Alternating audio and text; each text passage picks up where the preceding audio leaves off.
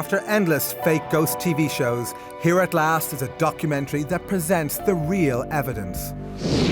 Manu, are you there? Emily? Yes. Hello, Matt. The experiments featured in this programme have been described by the scientists who witnessed them as some of the best evidence for life after death ever. We had 1,000 hours of continuous communication with the spirit world. Be quiet, be quiet, be quiet. Marie. For 5 years, the Skoll experiment continued to produce a vast range of extraordinary phenomena. More than in any other experiment in the history of the paranormal. It was witnessed by hundreds of visitors and monitored by a team of internationally renowned scientists and investigators. I must stress, it changes your paradigm. What they claim to have seen and recorded is so shocking that many will find it unbelievable. The table levitated and began to spin very rapidly. I'm not at all convinced that there is such a thing as life after death. In the US, we put psychic Alison Dubois, the inspiration behind the hit TV show Medium, to the test. Could she communicate with one of the leading Skoll researchers after his tragic death? Is there a doctor in the house? And we meet this woman. I'll just never be this age again. She says she can pick up the voice of her dead son on this simple tape recorder. We also followed the Skoll group to Italy, where they conducted seances with Marcello Bacci, one of the world's most unusual mediums. For decades, grieving parents say they can talk to their dead children via his radio.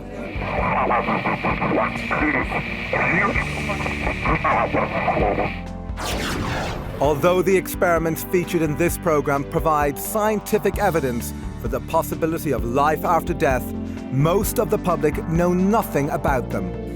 This is the first time both the Skoll Group and Bacci have allowed their work to be shown together in a TV documentary. There has, in my view, never been anything like that at all, ever.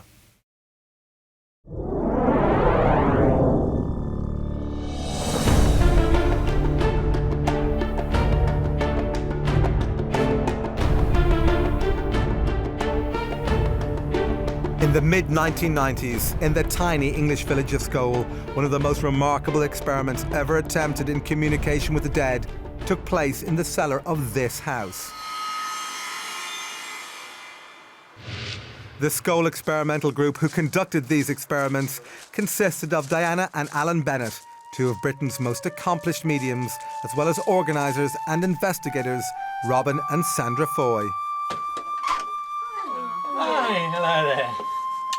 Nice to see you. For 5 years, twice a week, the group would meet in this tiny cellar. Here the Bennetts would go into trance, allowing what they say were the voices of the dead to speak through them. Yes, we hear. Somebody talking. Hello. Come on, friend. Come on, friend. We can hear you starting. But the Skoll group went far beyond this, achieving spectacular results in a claimed form of spirit communication known as physical mediumship. There's a wide range of phenomena that physical mediumship over the centuries has been supposedly able to produce. Objects levitating, chairs, tables, objects in the room. Apports and teleportation, in other words, things just dropping out of nowhere. Sometimes things disappearing and reappearing. Apparent spirit hands, apparent spirit forms. Things that people can see happening. There's an effect on real objective things based on, supposedly, the communication or contact between a medium and the spirit world. The spirits are using the medium as a conduit to cause these events to happen.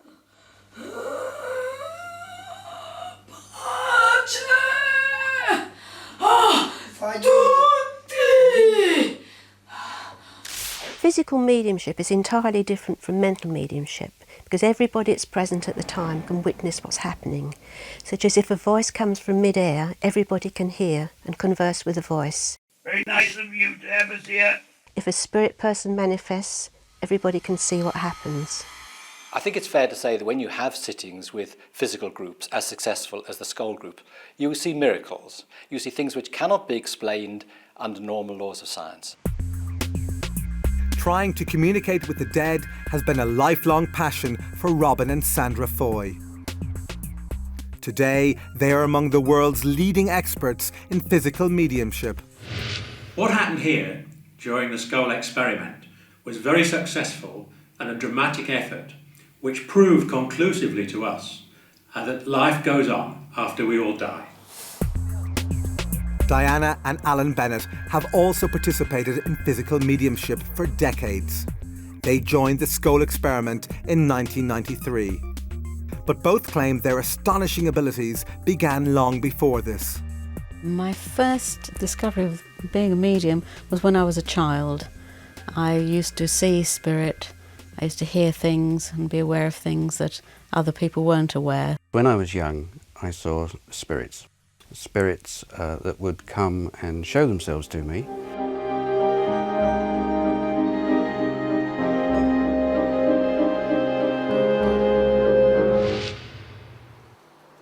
I think the greatest effort come from the spirit side.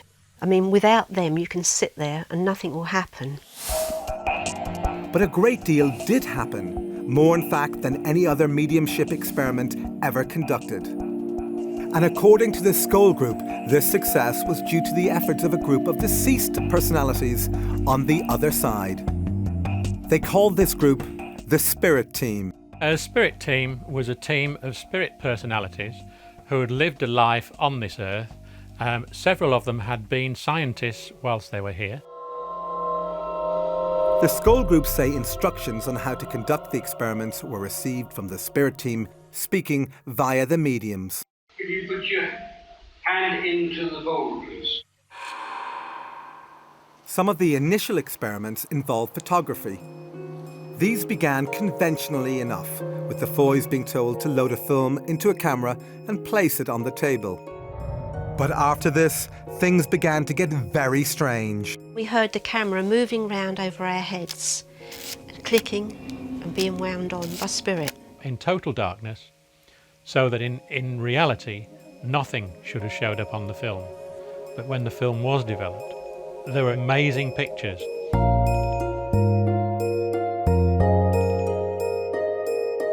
Wartime pictures of St. Paul's, of a bus that was blown apart in the Blitz. Quite amazing stuff. It was never explained to us exactly why we got these particular pictures, other than the fact that we had a separate photographic spirit team working with us at that stage, who were practicing their art and seeing what they could achieve. Some films contained images of faces, including human faces, in various stages of formation. There were a series that appeared to represent bubbles and various other things coming together, partial faces, etc. We were told that what we were seeing were areas of communication within the spirit world.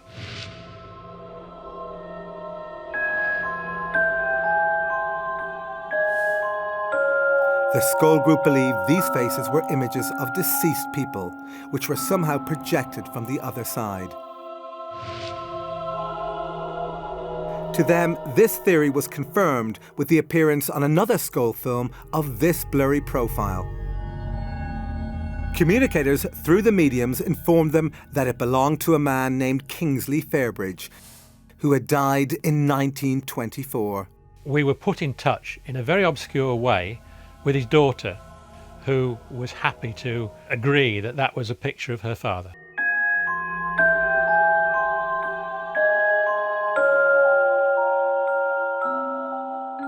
In the next experiments, the Skull Group say they were able to create these images not only in total darkness, but without the use of a camera. We were asked by the spirit team to put a totally unopened Polaroid 35mm film just in its plastic container. If the spirit team felt that they'd achieved a result, we were asked to develop it. This could be done immediately in a special processing machine. You can imagine our surprise when we brought this film up, they'd never been opened, put it through the processor and viewed it, and there was images and faces and writing. How do you explain it was there, you know?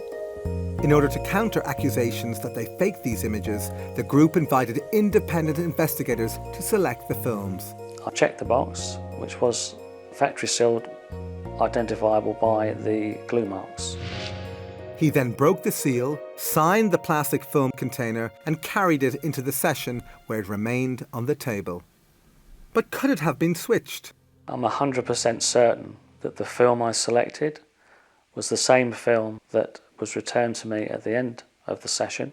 The film was immediately processed in front of him. Halfway along the film, we could see a Latin statement. The spirit team had said that they'd worked on the film, and lo and behold, there it was.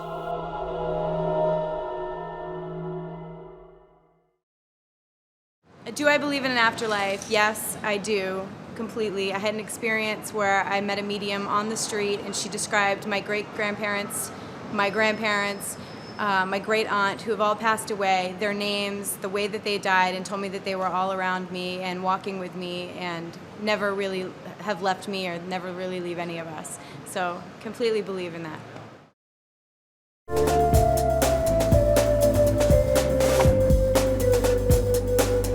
News of the remarkable events at Scole reached Italy, where the Scole group travelled to meet one of the world's most unusual mediums. Marcello Bacci amazes visitors and scientific investigators who say they can hear the dead speaking through his old vacuum tube radio.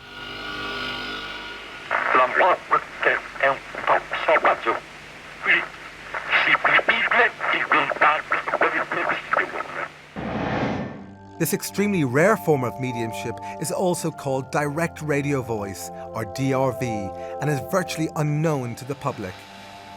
With it, experimenters believe that two-way conversations with the dead are possible. But could the Scole group communicate through Bacci's radio? Manu, are you there?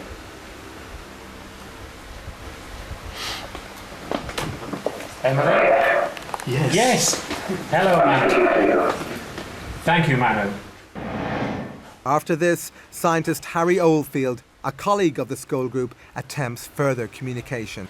We would like to ask the question of the appearance of your space. I can't really answer that. Can you tell something about Scole? Did I appear to be aware of what you're doing in direct contact with them? Thank you. Will the work progress? Certainly. Thank you. This is what I needed to know. Experts say that Bacci's ability to invite the spirits to speak through his radio is usually so reliable he conducts regular sessions. This seems highly improbable, but these grieving parents don't think so. The walls are littered with pictures of dead loved ones. Parents clearly recognize the voices as belonging to their departed children. Mamma l'ha visto, ma che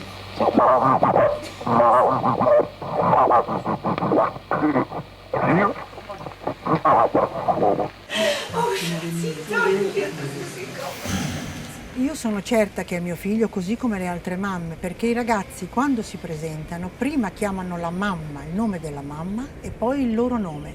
A parte poi che la voce è quella di mio figlio, l'ho già detto, quindi è inutile che lo ridica.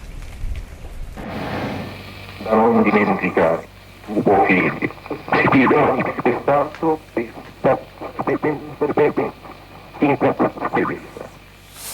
però nel tempo ho avuto delle prove che solo io potevo sapere e che hanno dato la mia sicurezza di che questa era la prova che mio figlio era ancora vivo. For the bereaved, it's an experience that rescues them from torment. La mia vita è la nuova vita, io dico sempre la vita di prima, poi si è fermata quando lui se n'è andato e ricominciata quando l'ho sentito, diversa. We wish to know more with respect. Sometimes where the communication with us becomes more difficult.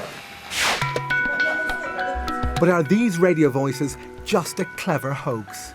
Not according to scientists who have subjected Bacci's mediumship to a battery of tests. One of the leading Italian investigators is Paolo Presi, and his colleagues from Il Laboratorio, an organisation that uses the most stringent methods of science to investigate paranormal claims. He is a medium. Surely is a medium because all happen when he is present on the experiments. Using software endorsed by the FBI, Il Laboratorio have conducted voice print analysis. Like a fingerprint, a voice print is unique. It can therefore be used to determine someone's identity with near certainty.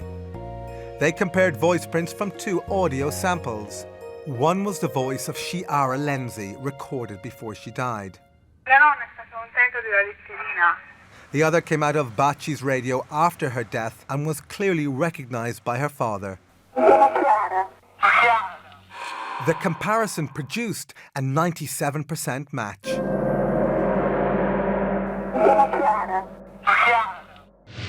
Despite this startling evidence, skeptics claim that the voices could be faked by transmitting them from a remote location. But Dr. Emanuele Toriello, who has been investigating Bacci for decades, believes this is impossible. Dr. Toriello was present during key scientific experiments that, he says, eliminated any possibility of remote transmission.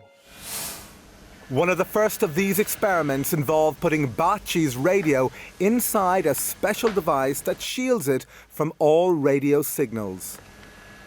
Yet still, the voices continued. We couldn't be more excited. Second point, the radio was switched off, and though the voices were going through.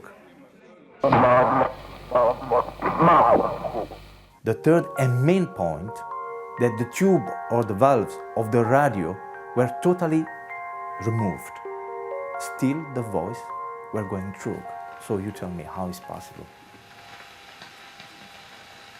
Thank you for all your hard work.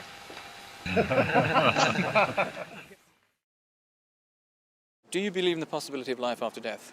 No, I believe in a long, long sleep, baby. Back at Skål, the phenomena were continuing to progress. Nearly all of them took place in this tiny brick cellar, affectionately called the Skål hole. It was here that the 2 mediums would go into trance, allowing what they say were deceased personalities to take over their bodies. Hello. But just how difficult was it to summon the departed? I think possibly we sat about twice a week for a year before we really got anything significant happen, just minor phenomena up to then. But the group's determination and patience paid off. By 1995, visitors were reporting that the Skål hole was alive with extraordinary phenomena.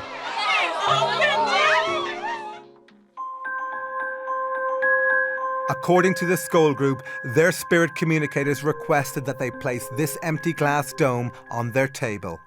The glass dome was very important to the Skål work. Creative energy stored in the dome and was used by the spirit team to produce the phenomena that happened at Skål. In this remarkable photograph, the energy can actually be seen radiating out from the dome. But since these phenomena are so unusual, the group knew that without careful independent scrutiny, their experiments would be dismissed as fake.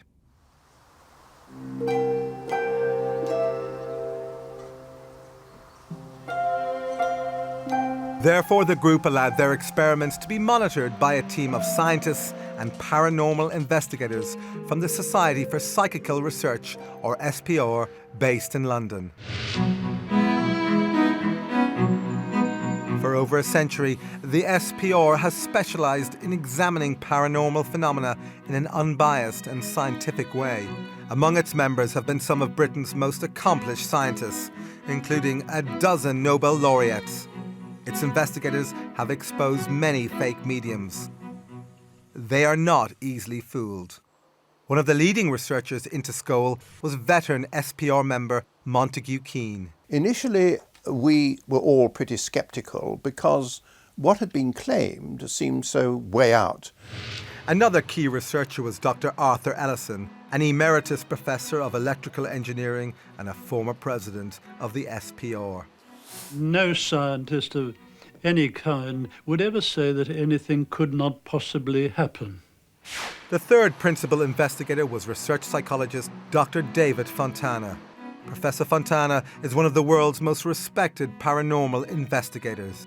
Paranormal is that mysterious area behind the seen and the known world. And since most of the world is unseen and unknown, and most of the world is full of mystery, for me it's a fascinating and absorbing area. To preclude the possibility of fraud, these scientists were allowed to inspect the cellar and all its contents before and after sessions. All participants had to empty their pockets and leave their belongings outside. The cellar had only one entrance, and this door was kept locked during all sessions. Despite these precautions, the incredible events at Skull continued unabated, and the SPR investigators reported what they saw in graphic terms. We saw coloured lights, we saw materialisations, we had direct voices, that is, spirit voices talking from the air. We were touched by the spirits. We saw a whole range of phenomena which could not be mistaken by three investigators such as ourselves. In the spirit of openness, the Skull Group allowed more investigators to scrutinise their sessions. These included leading scientists from several disciplines, even a professional magician. One of the scientists was the internationally renowned biologist and author, Dr. Rupert Sheldrake. Science has done very little to investigate the afterlife or reincarnation. Most materialists assume that both of them are impossible. So there's a kind of dogmatic denial by some scientists of the possibility of these things.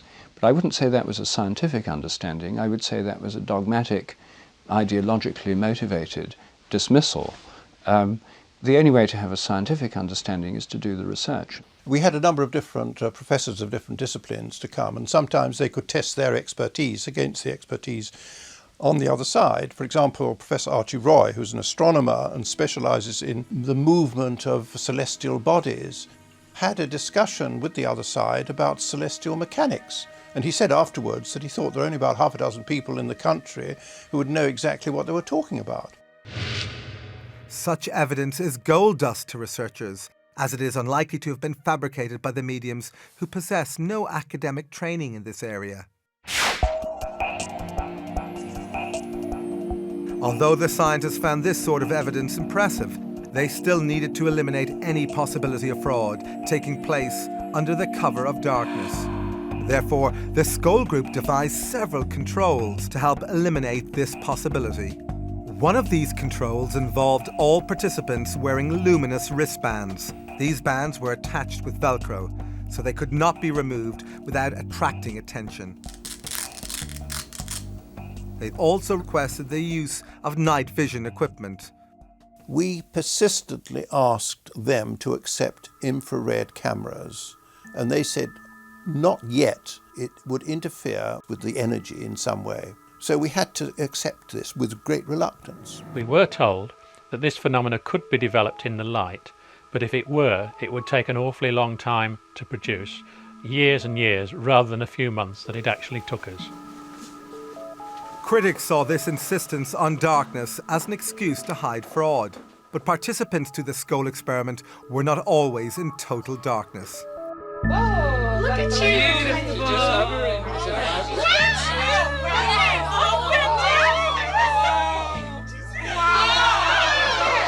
There were various shapes, generally like a pea-sized light, and it had substance. They would come and sit on your hand, you could feel them. They were intelligently directed and intelligently moving and would be responsive to our wishes, whether expressed or silent. The gyrations were sometimes so rapid that it almost left like a circle of light going over here and over there. Sometimes two lights would appear and just stare at me within inches of my eyes. I thought at first that the lights must be small light-emitting diodes suspended on the end of nylon fishing line. Then suddenly a light would start to do a tap dance on the table, bouncing up and down on the table, and you could hear it click as it rebounded from the table, and suddenly it went pop, went through the table and came out the other side. Now, no nylon fishing line explanation would account for it going through an apparently solid, well, it was a solid object, a table. The lights also had another rather strange trick up their sleeve, if I may talk about light as having sleeves, and that was to pass through bodies. I was actually used as a guinea pig in the early days to see how it felt and to develop the phenomena.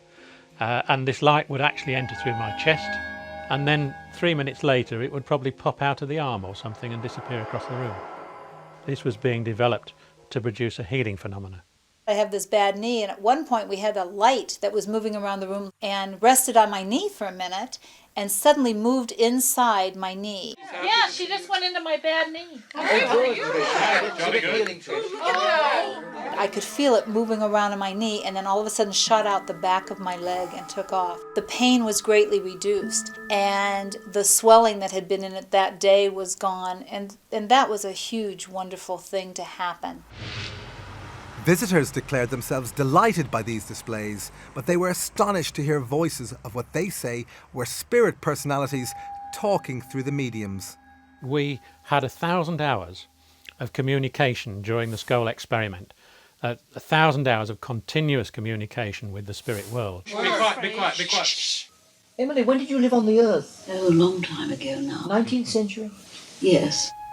In this dramatic form of spirit communication, the mediums go into trance, during which time, they say, spirits take over their bodies and speak through them.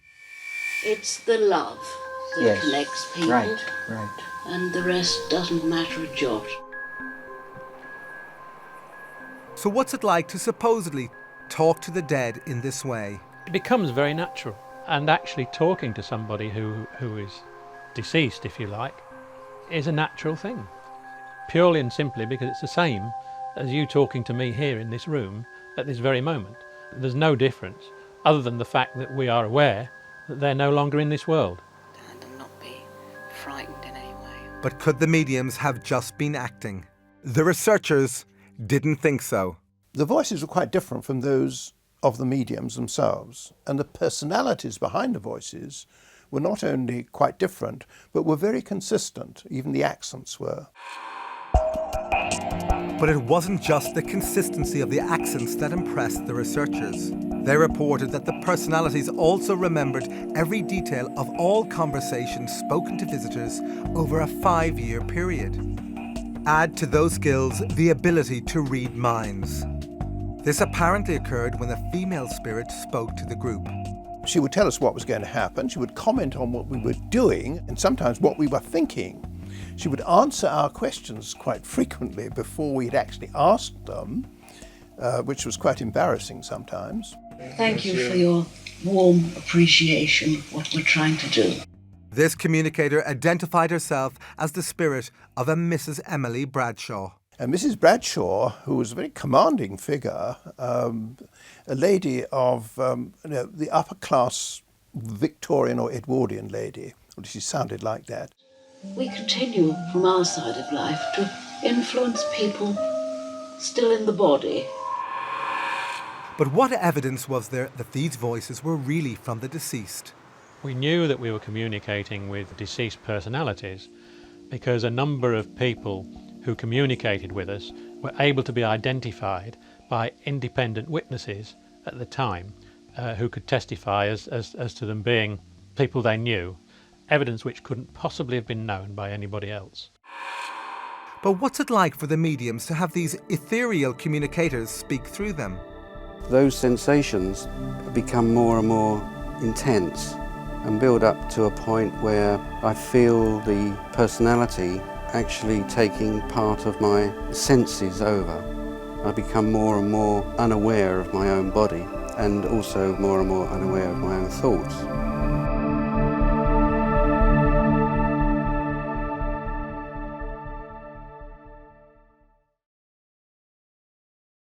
My mother died about 1.5 years before my father did, and 3 days before my father died, he saw a vision of my mother and was very disturbed when she suddenly disappeared.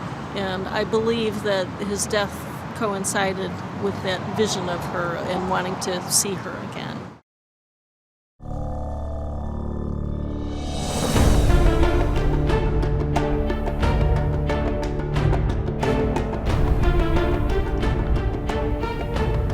Back at Skull, visitors reported seeing and especially hearing these objects materialize from out of nowhere. In the language of physical mediumship, these objects are called apports. An apport is an object which is quite solid, which is brought from one location to another during an experimental session, but in so doing apparently passes through solid walls, doors, etc. Well, the total number of apports that we had during the experimental sessions was about 80 or even more. Whilst we were sitting here, this object would arrive, just materialise, and arrive on the table. But as it arrived, that's the sort of noise it would make. Despite the fact that witnesses heard a loud bang every time an apport arrived, no matter how small, skeptics have dismissed this phenomenon as objects merely thrown into the air. But the appearance of these apports are not so easy to explain away. These newspapers arrived in pristine condition, despite having originated in the 1940s. But who might have sent it to the Skull Group, and why? The answer arrived, they say, when dead British medium Helen Duncan spoke to them via one of the mediums. During World War II, Duncan's life was ruined when she was arrested and imprisoned for practicing mediumship. As she described her ordeal to the group, this newspaper allegedly appeared out of nowhere. To their astonishment, displayed prominently on its front page was the story of Duncan's trial and conviction. I think she suffered greatly through her mediumship, and she was really coming to wish us well, and she bought the newspaper as a sign of a very turbulent time in her life. The scientists knew that an old newspaper could easily be copied and printed onto modern paper, so Montague Keane had the suspect newspaper analysed. We took it to the leading research station in England, indeed in the world, on paper and printing, and it was absolutely clear from their report that first of all it was done on letterpress, which has gone out of existence virtually since the early 1970s, I would say. It was newsprint produced during wartime, which lacked certain chemicals which you couldn't get hold of. So this was a genuine article which appeared 50 years after the event, but no one has been able to explain how it got there. So where did all these apported objects come from? We were told by the spirit team that they were never stolen, but were basically objects that had been lost or discarded, or at one time been owned by the spirit personality that brought them for us.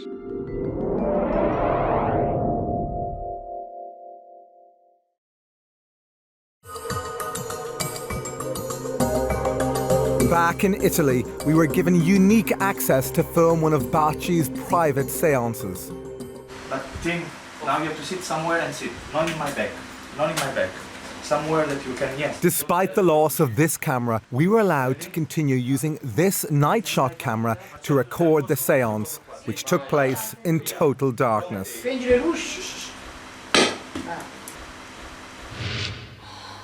As the seance progressed, the medium went into trance.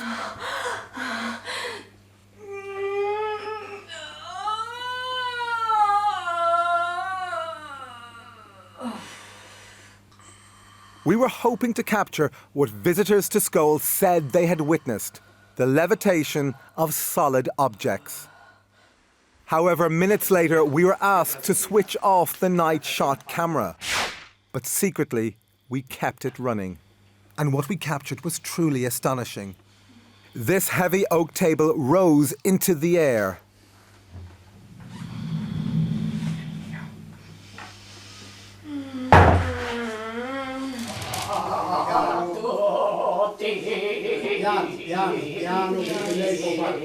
But levitations were not the only phenomena we witnessed during these seances. Like the skull experiment, visitors to Baci's centre say they have received apported objects. This woman is one of them. Questo è un apporto che ho ricevuto al centro Baci. Al centro Baci succedono spesso queste cose ed è incredibile. Uno potrebbe dire uno le hanno messi là, se lo sono inventati, ma non è così, perché chi l'ha vissuto sa che questo è vero. Once again, we were permitted to use night shot cameras in the hope of capturing the arrival of an apport. We were not disappointed. With the medium in trance, the camera crew were astonished when, out of nowhere, they felt these flowers falling on them. Nulla non mi fate. Che sta succedendo? Io non sto capendo nulla non mi fate. Che sta succedendo? Io non sto capendo nulla di With the lights on, people reacted in amazement at just how many flowers had appeared. This one he has gone in his head. Sì, sì, così. Così, proprio in mano. Così.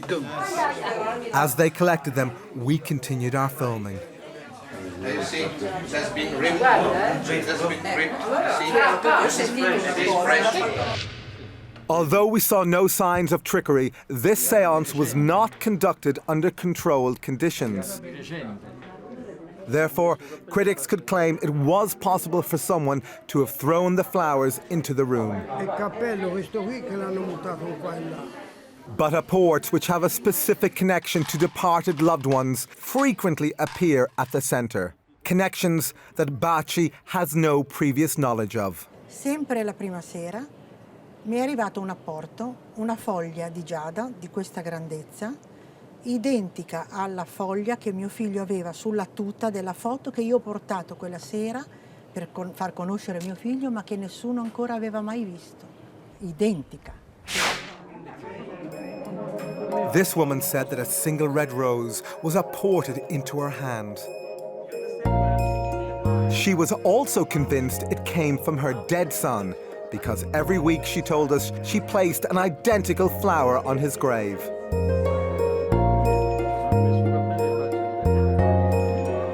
As impossible as it sounds, could this rose really have been sent from the other side?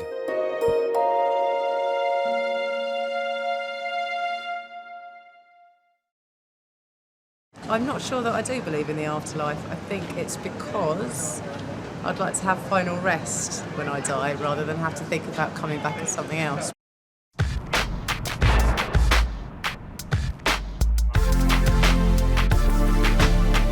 Back at school, the phenomena were continuing to progress. The scientists were about to experience something even more shocking. Another thing that happened was that a hand materialised and sort of glowed. And there was this disembodied hand floating around. When I told some of my friends about it, they said it sounded just like the Addams Family. And I commented to the medium, I said, oh, I can see a disembodied hand. And she said, it's not disembodied. This was Mrs. Bradshaw, who was speaking through one of the mediums. And I said, you mean there's an invisible body attached? And she said, precisely. And then she said, would you like it to touch you? And I said, yes. So she said, well, ask it. So I said, hand, will you touch me? And so the hand went round behind me and it tapped me on the shoulder. But could these hands have been hoaxed? This visitor who felt the truncated length of a disembodied arm didn't think so. And I was so startled, I moved my hand and it traveled right up a sleeve. There was a sleeve, like a cotton sleeve, very much like this, right up to the shoulder, and then it just stopped. There was nothing beyond where the shoulder would have been. It was a really amazing experience. See the hand? Oh, yes, yes, oh, yes. You see the hand? Yes, yes, a hand. Finger pointing. It's straight to the fingers. Finger pointing on the hand. Oh, I see it, yes. Sometimes we would be touched by these hands. Sometimes we would invite them to touch us.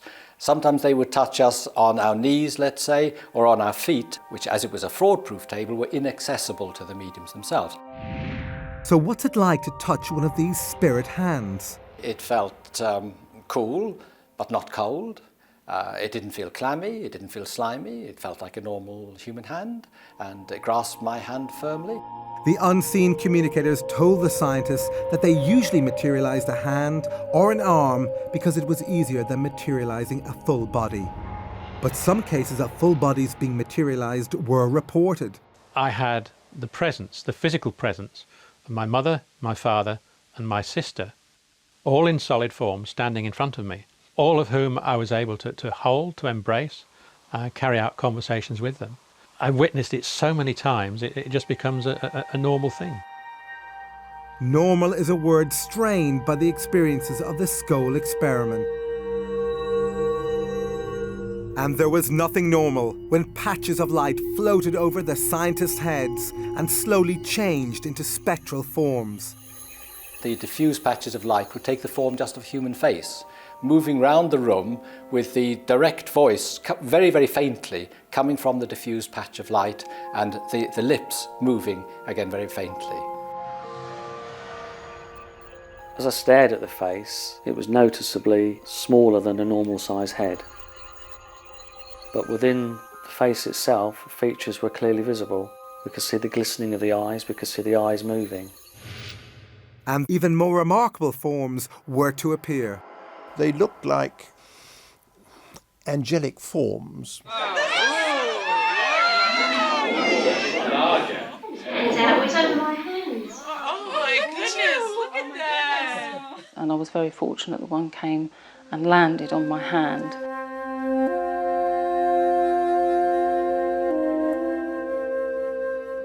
And just the energy that you felt from it when it connected with you was a lovely experience, and it just felt like an overwhelming feeling of love. These were great experiences, you see. Again, I must stress, it changes your paradigm. You go in thinking none of this can be true, but after experience after experience after experience, it gradually dawns on you, hey, there's something going on here that we can't explain by normal scientific laws, but which nevertheless exists.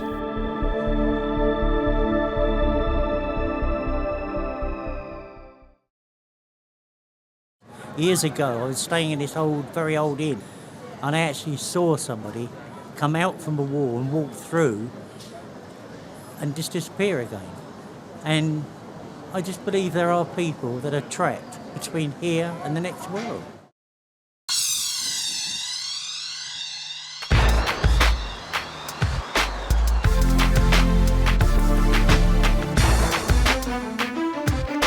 The experiments featured in this program have been described by the scientists who witnessed them as some of the best evidence for life after death ever.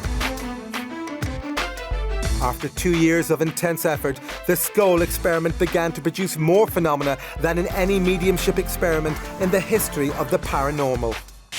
Their initial claims were that they were in contact with a group of deceased entities who were producing, with their help, a number of pictures of either deceased persons or strips of films, which they claimed to be produced without any cameras and in the dark. To eliminate any possibility of hoaxing, the scientists brought their own film and locked it in a specially designed security box. The box was held in the hands of the investigators so that no one could get at it. And then immediately afterwards, we would take it out of the box ourselves so that no one else touched it, and then develop it ourselves in a special machine. Despite all these precautions, the experiments continued to produce the incredible images seen here.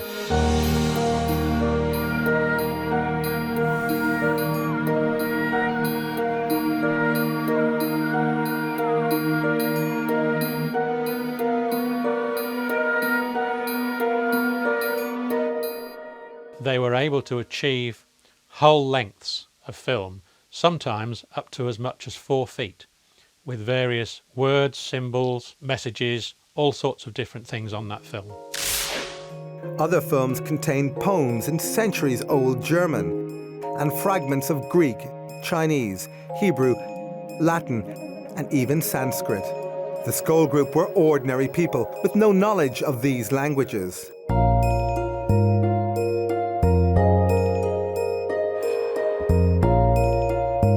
But did these films have a purpose? If dead personalities were producing these images, why did they apparently design some of them as complex puzzles? Providing something which is a puzzle, which is difficult to solve, is simply because it is difficult to solve. It isn't readily available. It can't be easily attributable to the person sitting around the table. Despite lengthy investigations, the possible authors of some of the films, like this German poem, proved impossible to trace. But others were easier to track down. This one contains a poem by Frederick Myers. Intriguingly, Myers was one of the founders of the SPR and a passionate researcher into the evidence for life after death. Before he died in 1901, he promised his colleagues at the SPR that he would try to communicate with them from the other side. Could this film actually represent evidence of the afterlife sent by one of its greatest investigators? Mostly the researchers were unclear as to who might have created these films. However, there were clues as to who the ghostly authors might be in the form of initials or signatures. For example, in this film, the signature appears to belong to the dead singer and actor Ivor Novello. This was received on one of the Skoll films. Compare it to Novello's actual signature. Investigators say these images were created in total darkness. But how? I think that those pictures can be explained only by imagining that the spirits can project their recollections and images onto a film in some way we can't begin to understand. The only alternative explanation is they are all fakes, and I don't believe that there's evidence that that is the case. Although the mechanism for their creation remains a mystery, investigators concluded they were unique. As far as the photographic evidence is concerned at Skoll, the strips of film, there has, in my view, never been anything like that at all, ever. As far as I'm aware, I don't think there is any scientific evidence for life after death.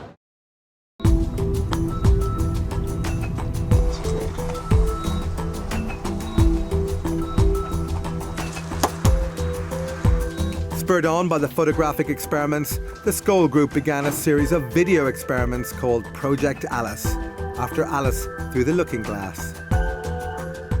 Their ambition was nothing less than to try and capture moving images sent from the spirit world.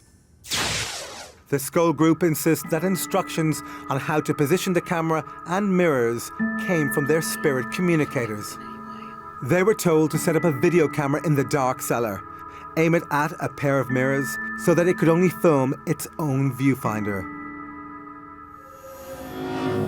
While it was recording, nothing unusual was seen. But when the tape was played back, these remarkable pictures appeared. We had images on the video, sometimes of what looked like a tunnel of light. Other times, spirit faces were coming towards us. Sometimes what appeared to be a doorway moving.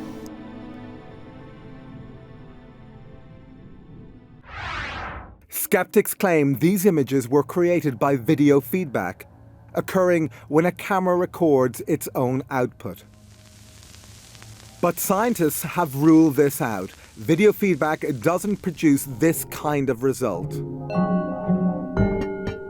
As to what these extraordinary pictures represent, we can only guess, since their meaning was never explained to the Skoll group. This video, also totally unexplained, appears to be a ghostly face with moving eyes. Later, a few video experiments were attempted in full light. Again, nothing unusual was seen during the recording. However, on playback, this unworldly figure appeared.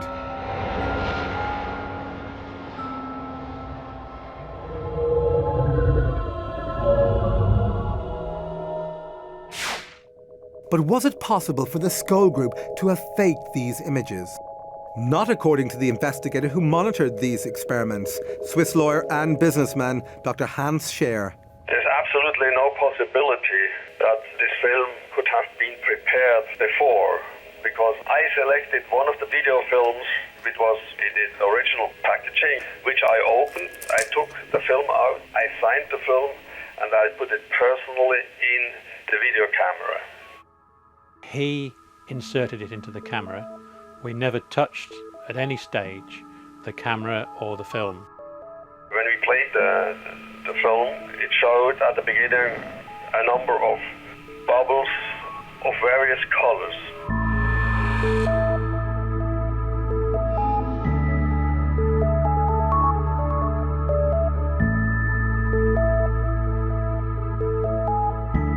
But there was one particular bubble on there in which the face of a person appeared, and it was a man with spectacles.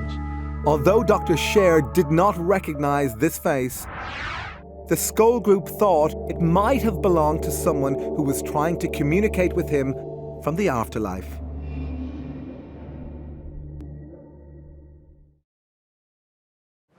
I have heard of the electronic voice phenomenon. I think it's actually one of the most disturbing and unnerving aspects of the notion of there being an afterlife. Attempting to capture spirit voices via technical devices like radios and tape recorders has a long tradition that goes back to the last century. Today, there are tens of thousands of people around the world who say they have captured the voices of the dead on simple tape recorders.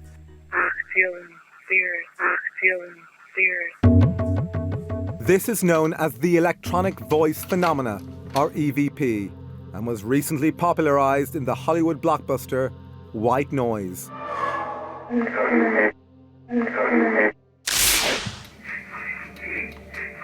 Despite the Hollywood treatment, EVP has been the focus of serious scientific investigation.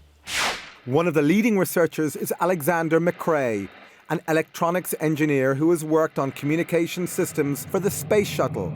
He has been investigating EVP for decades. If somebody came up to me in the street and said, "There's nothing paranormal about EVP," I would say, well, I've done at least 20 years and hundreds of experiments, and I know that it is a paranormal effect. Now, how many experiments have you done? But skeptics insist that EVP is nothing more than the random pickup of broadcast signals like radio and TV. To test this theory, McRae tried to obtain EVP inside a laboratory that was fully shielded against radio and sound waves. This meant it was impossible to pick up any stray broadcast signals. So inside the laboratory, you couldn't pick up anything. But yet the device still produced voices. Although this audio sample is hard to understand, the very fact it was recorded defies all known laws of science. One experimenter of EVP is Vicky Talbot, who lost her son Braden in a boating accident in 2001.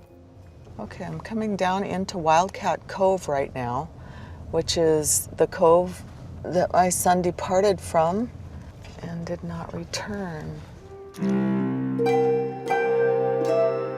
Ever since then, she says she can record and recognize his voice using this digital recorder.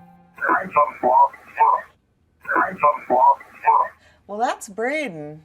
What has really convinced me is the way he speaks, the stress, the intonation.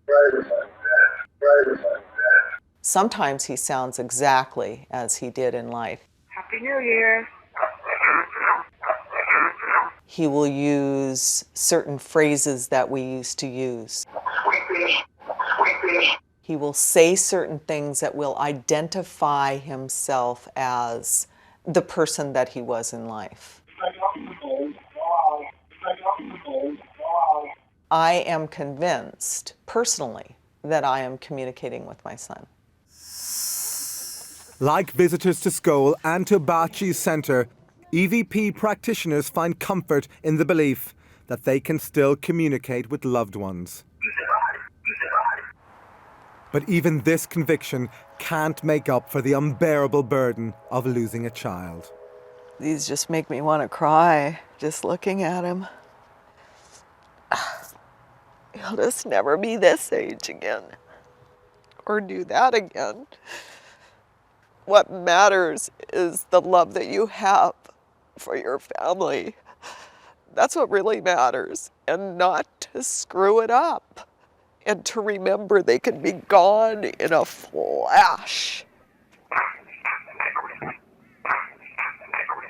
You know, these other people, I feel so sorry for them because they have no way of communicating with those that they have lost. And they go around thinking, if only, if only, if only. I don't have to think that. And that's a good thing.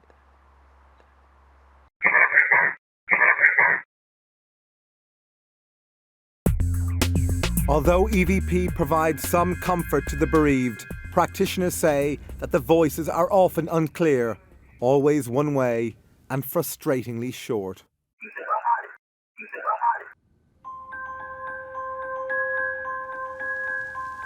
One way that we also communicated with spirit, and which was a very effective way, was by use of an ordinary, very cheap tape recorder whose amplifiers were used by the spirit team to carry on a two-way conversation with us. We inspected this machine and found it was completely normal. Earlier, its built-in microphone had been removed to eliminate the possibility of recording anything. When the machine, which contained a blank cassette, was activated, witnesses were astonished when they heard this voice asking them a question. Yes, it's called an experimental group. Experimenting with audio equipment. Yes. Historic moment it is. The Skull Group say that their spirit communicators suggested ways of improving their experiments. For example, they told Professor Ellison, one of the SPR scientists, how to build a device for boosting communications via the tape recorder. But this information arrived in a very strange way.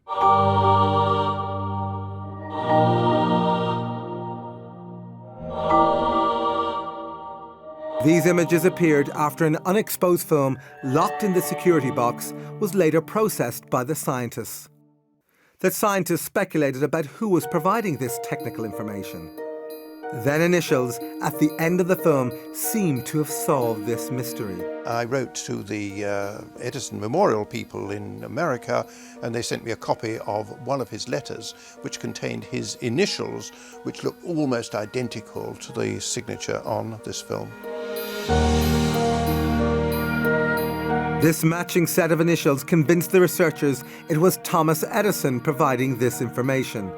Not only was Edison the world's most famous inventor, he also had an enormous interest in the possibility of an afterlife.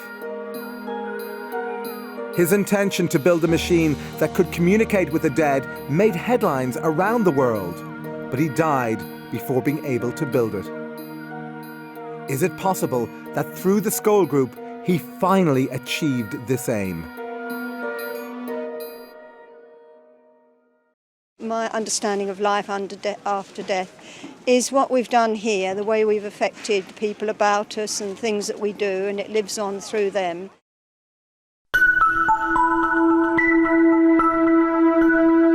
Spirit voices speaking through the mediums. Spirit communication written on sealed film in locked boxes. All these incredible phenomena. But could the scientists have been tricked? Skeptics are often unaware of the amount of experience and the amount of knowledge that goes into investigations of this kind. Between the three investigators, you could say we'd had 50 years and more. We know all the tricks. I don't see how it could be faked. It's impossible.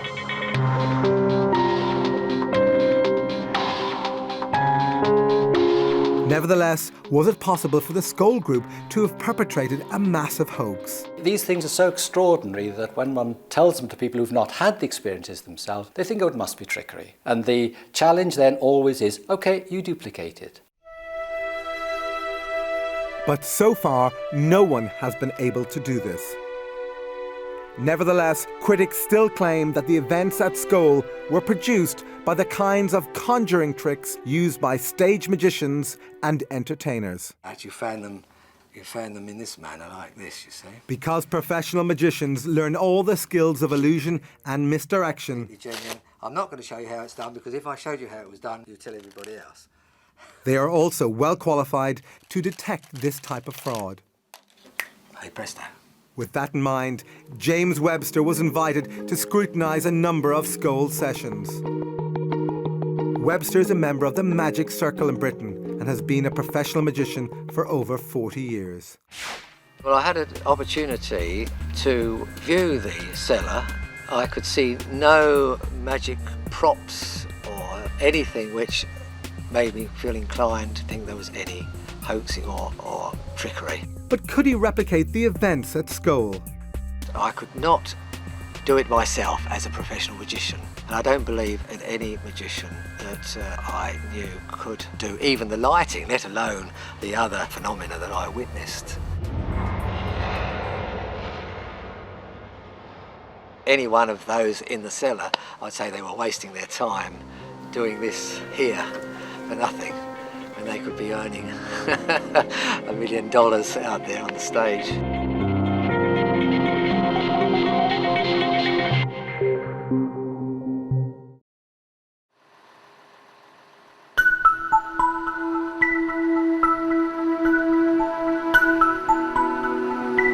In 1999, after an exhaustive 2-year investigation, the investigators published their conclusions in the SPR's official proceedings. They were looking for evidence of a hoax. They sifted evidence for signs of fakery. But did they find it? If you take all the phenomena within the whole of the Skoll experiment over 2 years while we were there, I would say that the possibility of fraud and faking was nil. Although the Skoll report includes theoretical discussions about how individual phenomena might have been faked, the chief investigators concluded that events at Skoll cannot be explained either by known scientific laws or by trickery. But psychology professor Chris French, the co-editor of Skeptic magazine, remains unconvinced. There's lots of claimed evidence for life after death coming from lots of different sources. The debate should be about the quality of the evidence. At the moment, on the basis of the available evidence, I'm not at all convinced that there is such a thing as life after death.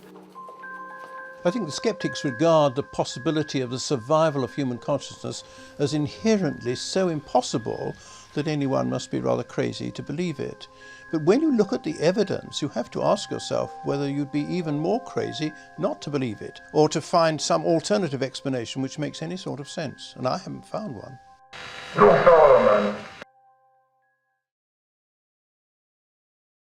When we die, we go into another world. A lot of worlds. 3,665 worlds. How can you be so specific? Because I read it in the Bible. News of the amazing events at Skoll spread around the world. In 1997, they were invited to hold sessions in 4 European countries and the United States. Some of the most successful sessions occurred in the Los Angeles home of Brian Hurst. We wanted to see whether it could also take place so many thousands of miles away from Skoll, here in Southern California. Hurst's converted garage was the venue for 8 sessions. As many as 30 people attended each one.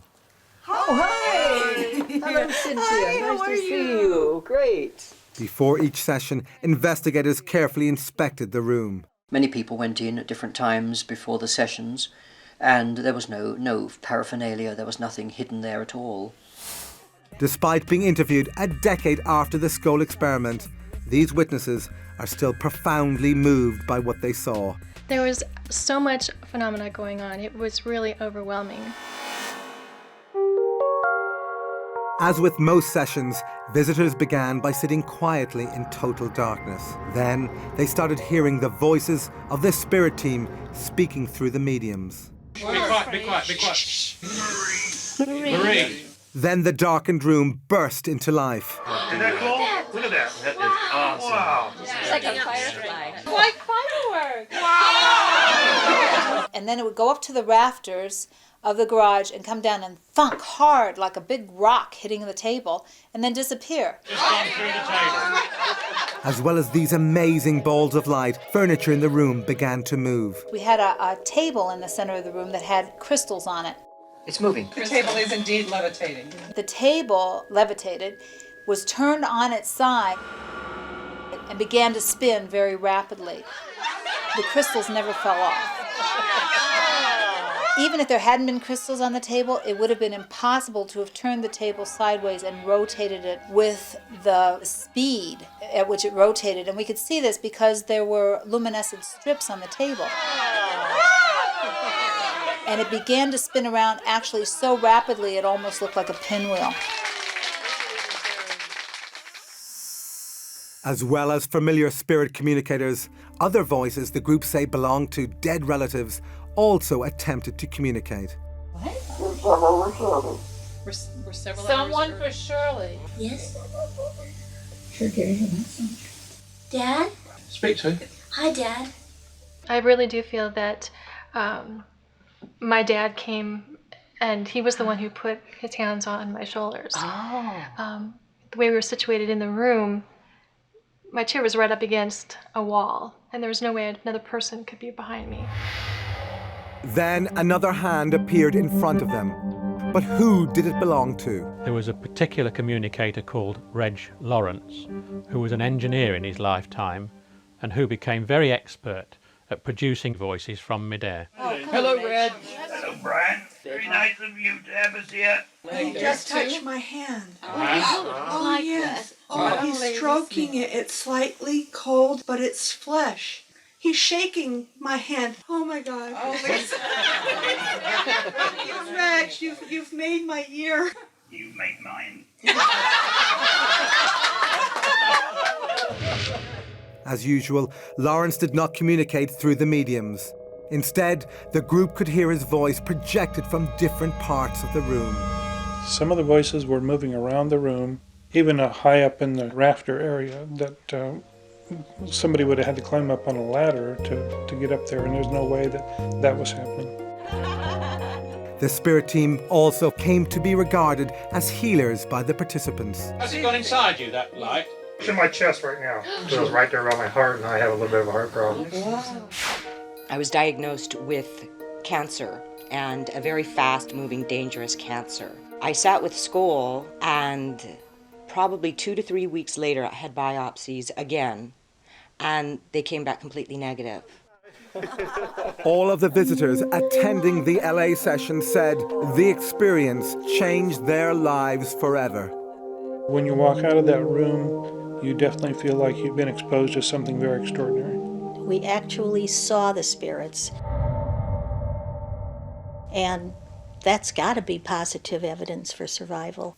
We do live on after death. They certainly proved that to us that night. Being survived in Auschwitz, and also my parents were killed in Auschwitz, including my 11-year-old brother, who was killed on arrival with my parents, and I just cannot accept it that that should be the end of them.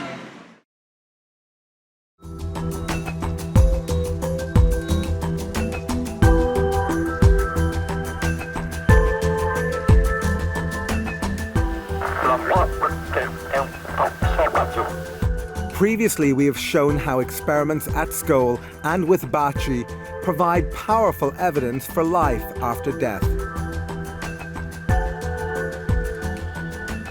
But some researchers think there may be another possible explanation. Could some of the remarkable events shown in this film be the result of human paranormal abilities like psychokinesis, the claimed ability of the mind to directly affect matter? There's an enormous amount of evidence for the existence of psychokinesis. In the laboratory, we're talking mainly about the evidence of human consciousness on random number generators and very small events that can be totally controlled. There is clear evidence that people can affect things. One of the most famous practitioners of psychokinesis, or PK, was a Russian housewife called Nina Kulagina. Kulagina was able to demonstrate her abilities under strictly controlled conditions in front of a team of scientists. Researchers who investigated her were convinced she was able to do this solely by the power of her mind.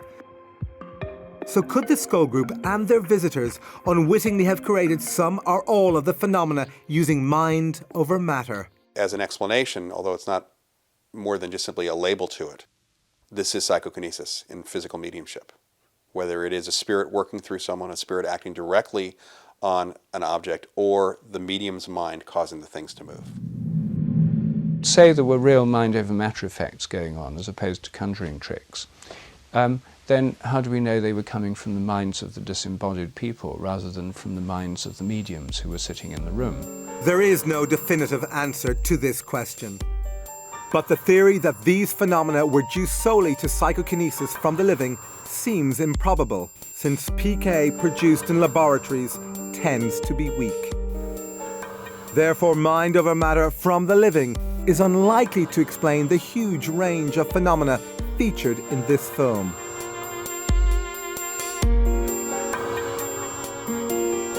Emily, when did you live on the Earth? Oh, a long time ago now. 19th century? Yes. We simply have a number of clues of information which was extremely unlikely to have derived from the subconscious mind or the conscious mind of the medium. And the more impressive those are, the less likely it is that you can say that this is an aspect of mediumship. And the more likely it is, it's an aspect of discarnate communication.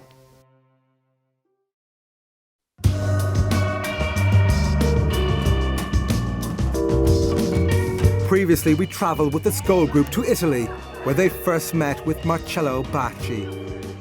They say they were able to talk to the spirits via his radio. Come on, who's this? Come on, I'm here.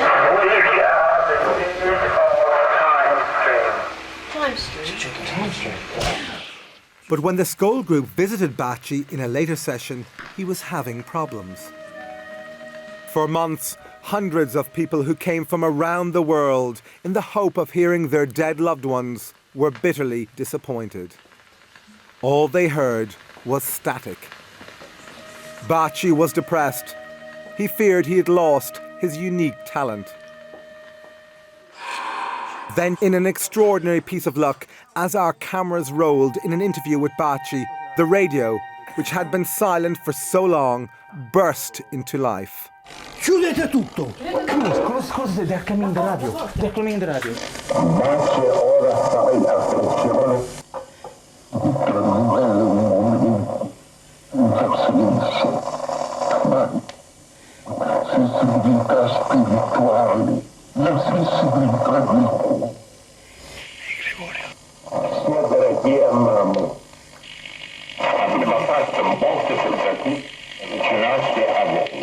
Grazie Gregorio, però ci sono, vi prego, stasera sapete. Bacci's drought was over. When the radio voice stopped, there was celebration. Mamma mia, mamma mia che gli hanno detto. Bacci felt he'd regained his ability to communicate with the spirits. But then joy turned to disappointment as he thought he had failed to record the voice. Madonna, non è partito. No.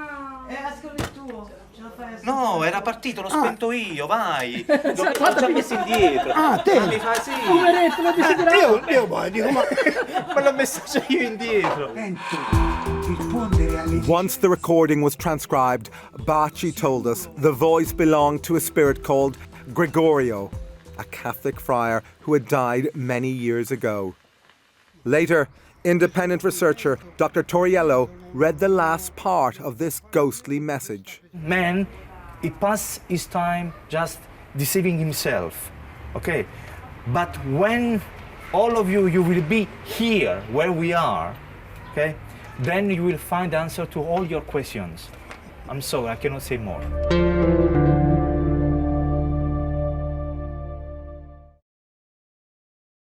We do look down on our friends and loved ones after we die until such time as we move on. to some other dimension. I think you can think what you like, really.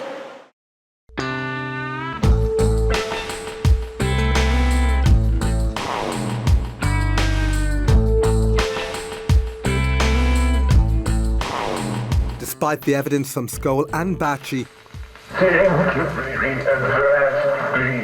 most scientists still refuse to even consider the possibility that consciousness might survive death. Dr. Rupert Sheldrake, the internationally renowned biologist and Skoll investigator, offers an explanation. There's a dominant materialism in science that grew up in the 19th century. It's become part of the culture of science, but it's really a dogmatic belief system rather than a testable theory. What this means is that scientists have become completely focused on the things they can both measure and replicate in labs. Within science, based on a materialist point of view, the mind is the brain. So anything that suggests the mind might be more than the brain goes against the theory, and therefore most scientists don't want to know about it. Another prominent scientist not convinced that consciousness is solely the result of brain activity is Dr. Charles Tart. But that's just a small part of the spectrum. Dr. Tart is Emeritus Professor of Psychology at the University of California and a leading researcher into the evidence for life after death. The idea that survival of bodily death is impossible and that we're nothing but our brains and bodies is really a function of an outmoded view in science, a Newtonian worldview. Now, the Newtonian worldview works very well for everyday events, but one of the most interesting things about modern science, especially when you look at stuff like quantum theory, is that the world is far more mysterious than we think.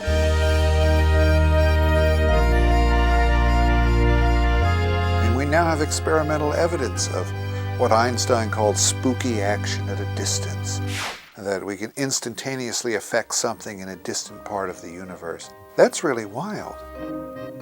If consciousness has any of the qualities of this quantum level of existence, then phenomena like survival of bodily death are probably not so mysterious after all.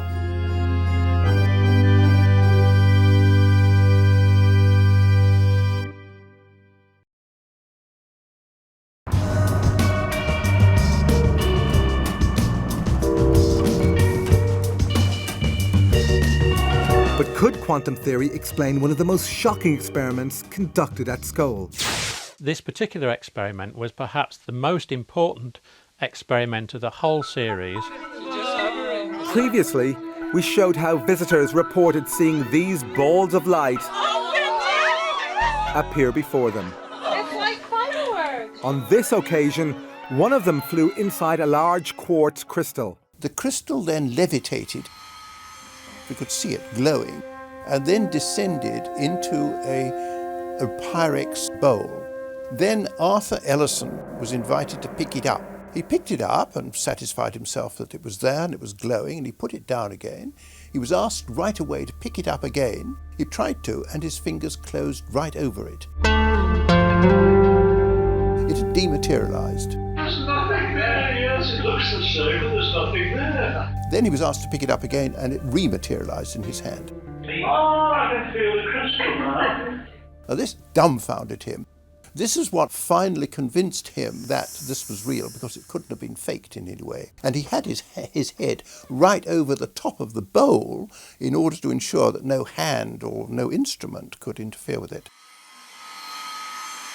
Of course, we were totally amazed by this. Things do not materialize and dematerialize. This is against all the laws of nature. We're trained scientists, of course. We know how the world behaves, and it doesn't behave like that. When you really think what we're experiencing now, yes, it's amazing. Miracle, yes. But what does this remarkable demonstration tell us about what might happen after death? The spirit team told us that the experiment with the crystal in the bowl gave a good example of what happened when we die, in that the essence of the crystal remained even when the physical part of the crystal had been removed. Our bodies represent the physical part, but the essence of ourselves remains the same. This, if you like, can be termed the soul.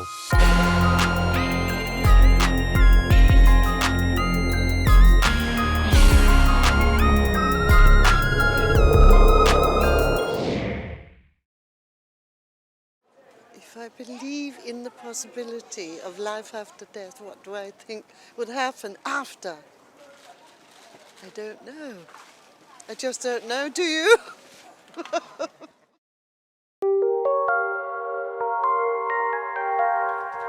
Well, I don't particularly want to have anything other than pure death, and I would rather not believe in survival, but I find it impossible to be intellectually honest and not believe in survival.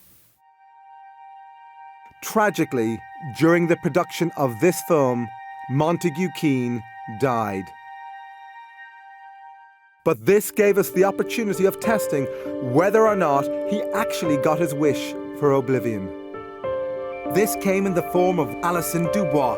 Dubois has become one of the most famous mediums in the world after her abilities were dramatized in the hit TV show Medium. That's huge. When things come through that strong, Huge. I can't get back. We visited the University of Arizona, where scientists were testing the abilities of America's top mediums. Here we challenged Alison Dubois to contact the spirit of Montague Keane. It's not the same as when you're alive. She was able to conduct her mediumship in full light, in front of the camera, with two researchers seated behind, asking questions. Do you have any idea who this person is? Dubois wasn't given any information about Keane. The only thing she was told was the first name of Keane's widow, Veronica. The fact that he gets to still be here around the people he loves is huge to him. Although many of Dubois' statements were vague, some were astonishingly accurate. He went down at a podium, or no.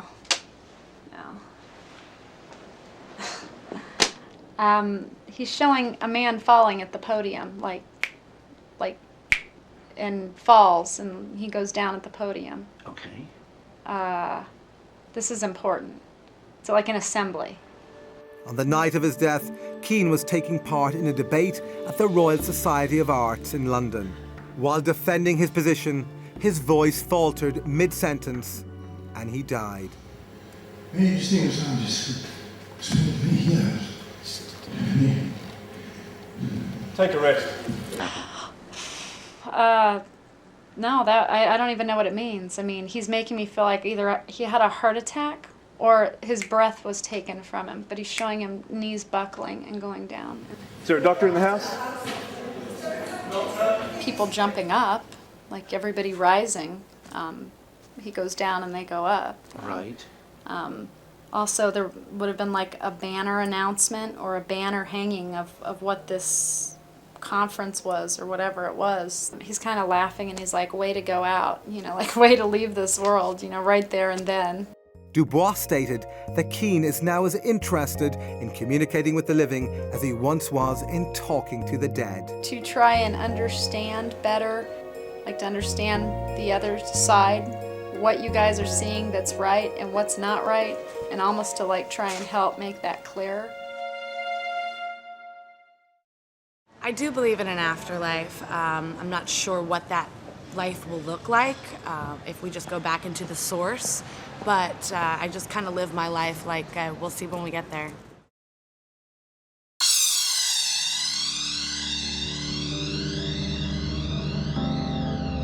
Although some researchers continue to question whether the experiments featured in this film represent convincing evidence for an afterlife, for the leading investigators and participants, there is little doubt it does. We actually saw the spirits.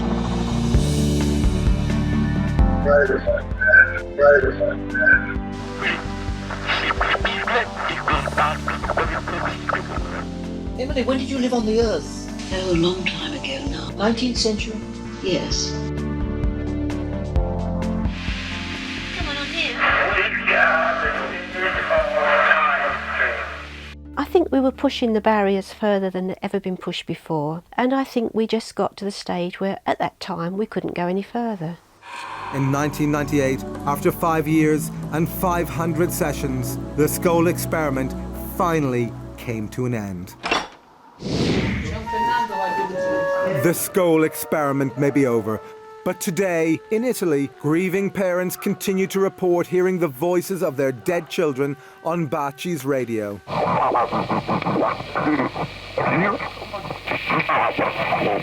And Vicky Talbot says she continues to receive the voice of her deceased son, Braden, via EVP. But the debate about the authenticity and significance of this evidence continues to rage. Now, according to science, when you physically die and when your brain stops functioning, that is it, that is the end. The experiences that I've had have convinced me that it is very difficult to explain any of these things by an alternative explanation to that of survival.